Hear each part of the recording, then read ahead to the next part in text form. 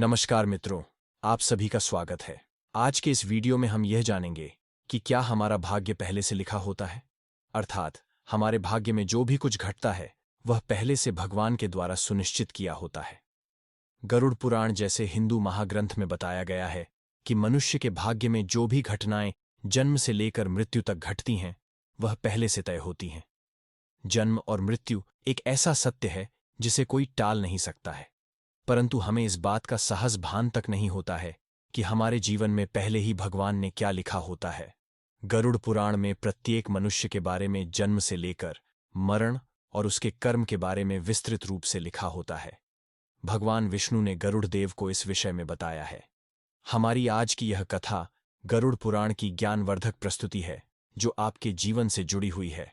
गरुड़ पुराण की इस रहस्यमय ज्ञान को जानने के बाद आपके जीवन से जुड़े समस्त लोभ, क्रोध, मोह और सभी दुखों का अंत हो जाएगा। हमारा भाग्य जन्म से पहले लिखा जाता है या जन्म के बाद, यह गरुड़ पुराण और स्कंद पुराण के द्वारा बताया गया है।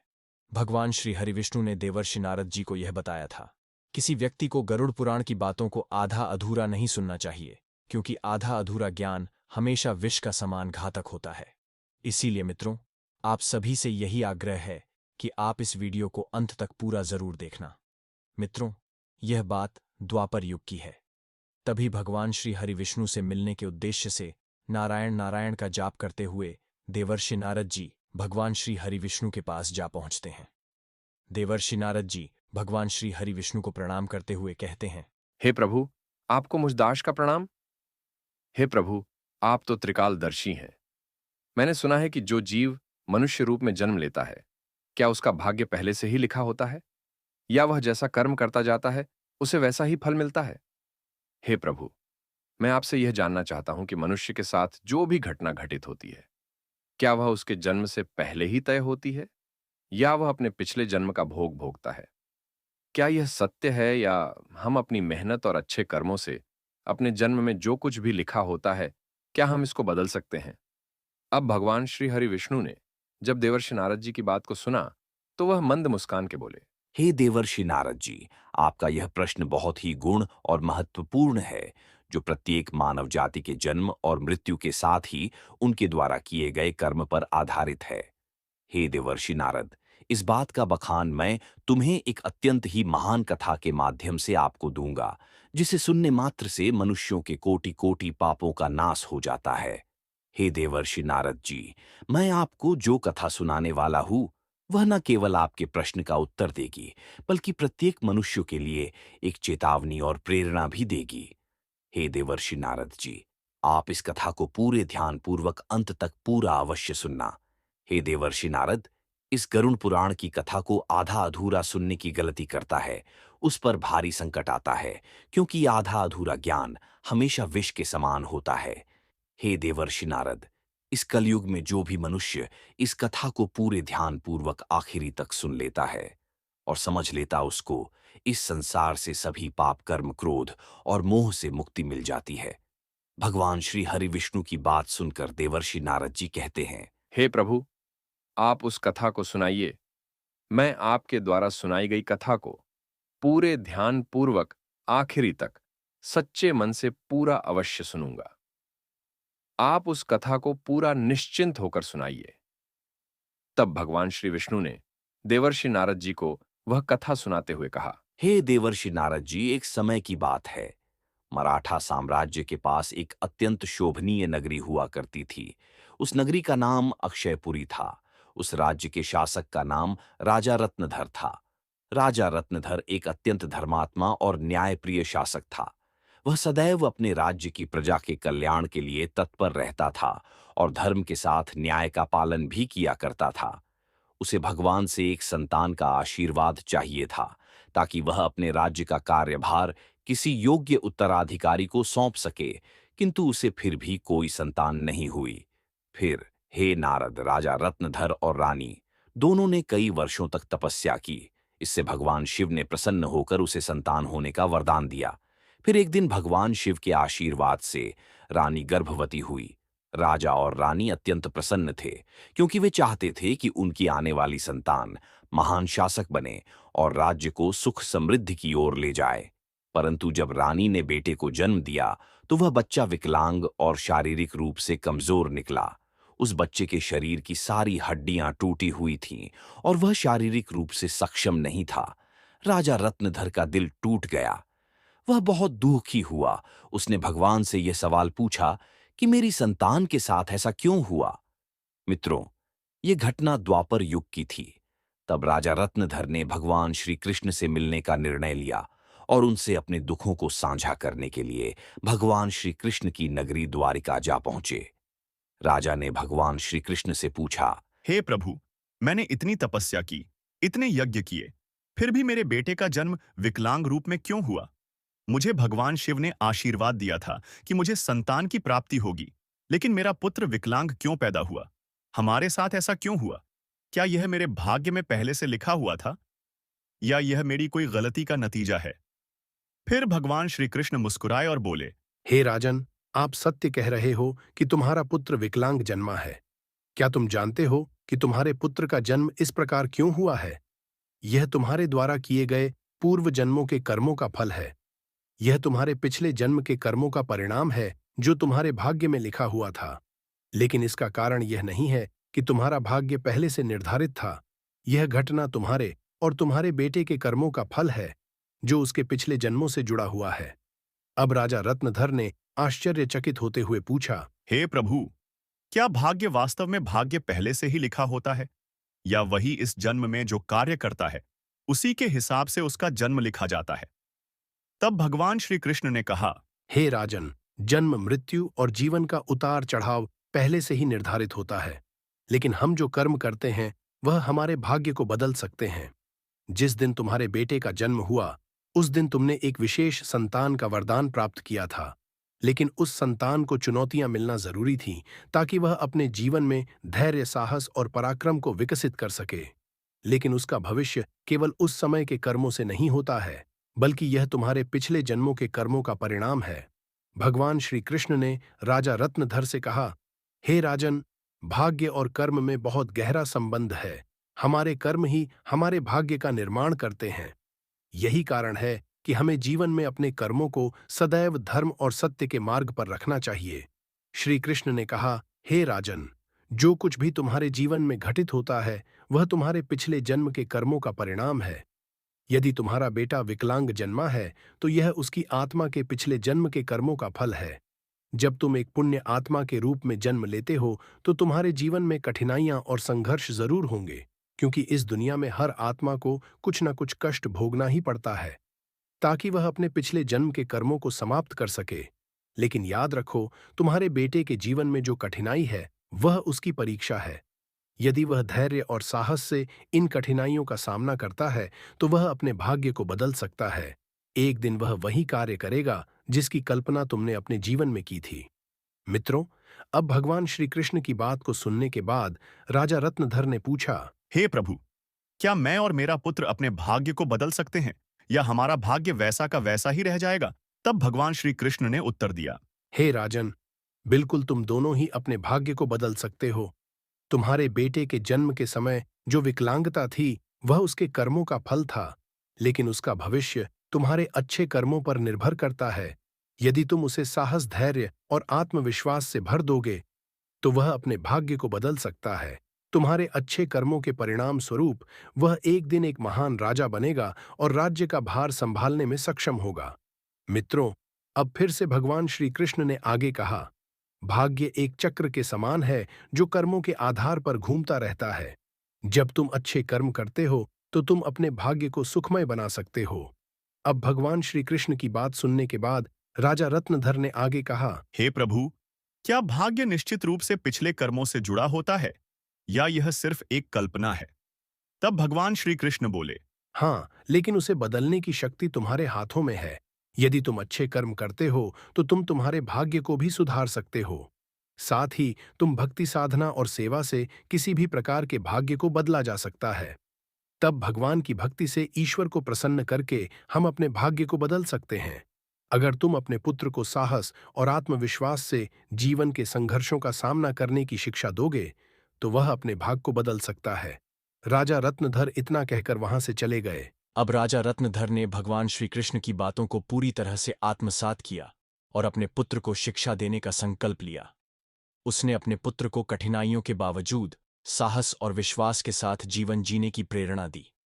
समय के साथ उस विकलांग पुत्र ने अपनी आत्मविश्वास और कठिनाई से लड़ते हुए समाज में महत्वपूर्ण स्थान प्राप्त किया। उसकी संघर्षशीलता और साहस ने राज्य में उसका सम्मान बढ़ाया। अब भगवान श्री हरिविष्णु बोले, हे नारद, तुम यह समझो कि भाग्य एक निरंतर प्रक्रिया है जो कर्मों के आधार पर बदलती रहती है। जो लोग जीवन में अपने कर्मों को सुधारते हैं और भगवान की शरण में जाते हैं, उनका भाग्य भी बदलता है और उसके कर्म भी सुधार जाते हैं। यह केवल कर्म ही नहीं है, बल्कि यह जीवन के संघर्षों और कर्मों का परिणाम है। हे देवर्षि नारद, यह कथा हमें यह सिखाती है कि जीवन में जो कुछ भी घटित होता है वह हमारे पिछले जन्म के कर्मों का फल है। भाग्य और कर्म का कोई निश्चित प्रारूप नहीं है। हमारा कर्म हमारा भाग्य बदल सकता है। मित्रों, गरुड़ पुराण हमें सिखाते हैं कि यदि हम अच्छे कर्म करते हैं और सत्य की राह पर चलते हैं और ईश्वर का ध्यान करते हैं, तो हम अपने जीवन की दिशा बदल सकते हैं। हे नारद, यह संसार कर्मों का दर्पण है। जो जैसा कर्म करेगा वह वैसा फल भोगेगा। मनुष्य को यह ध्यान रखना चाहिए कि माता पिता की सेवा, दूसरे की सहायता और ईश्वर का ध्यान ही सबसे बड़ा धर्म है। जिस मनुष्य ने अपने पिछले जन्म में किसी के साथ पाप किया है, किसी को कष्ट दिया है, उसे न केवल नरक में भयानक यातना मिलती है, बल्कि वह जन्म जन्मांतर तक उस भोग को भोगता है। लेकिन जो अपना कर्म सुधारता है, वह इस चक्र से मुक्त हो सकता है, क्योंकि यह संसार सभी को एक अवसर अवश्य देता है। धर्म सेवा, सत्य ही मनुष्य का जीवन है। मनुष्य को यह समझना चाहिए कि मृत्यु के बाद के उसके अच्छे कर्म ही उसके साथ जाते हैं। मित्रों, यह कथा हमें यह सिखाती है कि हमारे भाग्य पिछले कर्मों का फल है। हर पाप का दंड, हर पुण्य का फल निश्चित होता है। हे मनुष्य, तुम अपने कर्मों पर ध्यान दो, स्वार्थ, पाप और अहंकार को त्यागो, धर्म, सत्य और सेवा को अपनाओ, क्योंकि यही जीवन का सबसे बड़ा सत्य मार्ग है। मित्र, भाग्य निश्चित रूप से जन्म से पहले लिखा जाता है, लेकिन हम अपने जीवन के संघर्ष, सत्य, धर्म और ईश्वर की भक्ति से हम अपने भाग्य को बदल सकते हैं। मित्रों, गरुड़ पुराण में भाग्य का लेखा जोखा और कर्मों के बारे में उल्लेख मिलता है। पर मित्रों, मनुष्य अपने कर्म, संघर्ष और ईश्वर की भक्ति से अपने जीवन को बदल सकता है। मित्रों, गरुड़ पुराण हमें सिखाता है कि जीवन एक बोए हुए खेत की तरह है। मनुष्य खेत में जो बीज बोते हैं वही फल प्राप्त होता है। उसी प्रकार मनुष्य अपने जीवन में जो कर्म करते हैं उसका अगले जन्म में उसी रूप से फल भोगना पड़ता है। इसीलिए मित्रों, गरुड़ पुराण में भगवान श्री हरिविष्णु जी कहते हैं कि जब मनुष्य का जन्म होता है तो उसके पिछले कर्मों के आधार पर उसका भाग्य उसके जन्म से पहले ही लिख दिया जाता है, और उस मनुष्य के साथ वही होता है जो उसके जन्म से पहले उसके भाग्य में लिखा हुआ होता है, जिसे कोई टाल नहीं सकता। परंतु सत्य, धर्म और सेवा से ईश्वर को प्रसन्न करके हम अपने भाग्य को बदल सकते हैं। हिंदू धर्म का सबसे बड़ा धर्म ग्रंथ गरुड़ पुराण है, जिसमें मनुष्य के जीवन, मृत्यु और भाग्य कर्मों के बारे में विस्तार रूप से बताया गया है। यह पुराण हिंदू धर्म के 18 महापुराण में से एक है, और इस पुराण में जन्म, मरण से पुनर्जन्म, कर्म और आत्मा के मार्ग के बारे में पूरे विस्तार से बताया गया है। मित्रों, गरुड़ पुराण के अनुसार मनुष्य का भाग्य उसके पिछले जन्म के कर्मों पर निर्भर करता है। गरुड़ पुराण, जो विष्णु पुराणों के प्रमुख ग्रंथ में से एक है, यह पुराण जीवन के रहस्यों और मानव के कर्मफल के बारे में हमें नई चेतना, नई सीख प्रदान करती है। गरुड़ पुराण में श्री कृष्ण को साक्षात भगवान विष्णु का अवतार माना गया है। मित्रों, गरुड़ पुराण में श्री कृष्ण कहते हैं, मनुष्य अपने जीवन में अच्छे कर्म और सत्य मार्ग पर चलकर ईश्वर को प्रसन्न कर अपने भाग्य में होने वाले घटनाओं से बच सकता है और आने वाले भाग्य को हम बदल सकता है। मित्रों, गरुड़ पुराण में भगवान श्री कृष्ण ने मनुष्य को जीवन जीने के लिए 3 मुख्य उपदेश दिए हैं, जिन पर चलकर हम अपने भाग्य के कर्मों को बदल सकते हैं। मित्रों, भगवान श्री कृष्ण ने देवर्षि नारद की को 3 ज्ञान की बातें बताई हैं। नंबर 1, अपने धर्म का पालन करना। मनुष्य का जन्म किसी खास उद्देश्य के लिए होता है। जो मनुष्य अपने पिछले जन्म में पाप करता है, वह इस जन्म में भी उस पाप का भोग भोगता है। क्योंकि मनुष्य के जन्म से पहले उसके जन्म से मरण तक का भाग्य पहले से ही तय होता है। इसलिए गरुड़ पुराण में बताया गया कि है मनुष्य को हमेशा धर्म और सत्य का पालन करना चाहिए। इससे हम हमारे पिछले जन्म के पाप से बच सकते हैं। ईश्वर की भक्ति से हम अपने जीवन को बदल सकते हैं। हम उन सभी ऊंचाइयों तक पहुंच सकते हैं। मित्रों, यह जीवन एक अनमोल उपहार है। आप इसे व्यर्थ न जाने दें। सही कर्म और धर्म के पालन से आप अपने जीवन को अगले जन्म में होने वाली घटनाओं से बच सकते हैं। यह न केवल आपके लिए है, बल्कि इससे आप पूरे समाज और दुनिया के लिए आप प्रेरणा का स्रोत बन सकते हैं। नंबर 2, माता पिता सेवा और आदर करना। मनुष्य को हमेशा अपने माता पिता की सेवा करनी चाहिए, क्योंकि माता पिता के ही चरणों से तीनों लोक का स्वर्ग है। जो लोग माता पिता को नहीं मानते, उनका आदर नहीं करते, उन्हें न केवल नरक में भयानक यातना भोगनी पड़ती है, बल्कि उसको अगले जन्म में भी भारी संकट भोगना पड़ता है, और वह मनुष्य अपने पाप का परिणाम जन्म जन्मांतर तक उस कर्म का भोग करता रहता है। नंबर 3, अहंकार। मनुष्य का सबसे बड़ा शत्रु उसका अहंकार होता है, जो मनुष्य को अपने कर्मों से दूर कर देता है। जिस मनुष्य के मन में अहंकार प्रवेश कर जाता है, वह मनुष्य अपने जीवन को उस ओर ले जाता है जहां उसे संकट के सिवाय और कुछ नहीं मिलता है। उस व्यक्ति को न केवल नरक में भयानक यातना भोगनी पड़ती है, बल्कि वह व्यक्ति अपने आने वाले भाग्य को भी नरक की ओर ले जाता है। इसलिए मनुष्य को हमेशा सत्य, धर्म और प्रेम की भावना रखनी चाहिए। इससे वर्तमान जीवन और आने वाला हमेशा हमारा भाग्य हमेशा खुशहाल रहेगा। गरुड़ पुराण हमें यह सिखाता है कि यह जीवन हमारे कर्मों का फल है। यह ग्रंथ हमें यह समझने की प्रेरणा देता है कि अपने जीवन से धर्म, सत्य, परोपकार का पालन करना ही सबसे बड़ा कर्तव्य है। आत्मा की मुक्ति और अगले जन्म में उच्च योनि प्राप्त करने के लिए मनुष्य को अपने कर्मों को ध्यान में रखना चाहिए। इस प्रकार मित्रों, भगवान श्री कृष्ण ने देवर्षि नारद जी को ज्ञान दिया है। मित्रों, गरुड़ पुराण हिंदू धर्म के महान ग्रंथों में से एक है। यही हमारे जीवन को सही दिशा पर चलने का ज्ञान देता है, जो हमें यह सिखाता है कि मनुष्य का भाग्य उसके कर्मों और ईश्वर की इच्छा का परिणाम होता है। यह ग्रंथ न केवल जीवन और मृत्यु के रहस्यों के बारे में बताता है, बल्कि यह भी समझाता है कि मनुष्य अपने जीवन को किस प्रकार सही दिशा में ले जा सकता है। गरुड़ पुराण में मनुष्य के जन्म, मरण से लेकर वर्तमान जीवन कैसे जिए, इन सभी चीजों के बारे में विस्तार से वर्णन किया गया है। मनुष्य के जीवन से लेकर मृत्यु तक की सारी जानकारी इस धर्म ग्रंथ गरुड़ पुराण में निहित है। मनुष्य जीवन में जो कुछ भी घटित होता है, वह हमारे पिछले जन्म का फल है। मित्रों, गरुड़ पुराण हमें यह सिखाता है कि भाग्य केवल कर्मों का फल है।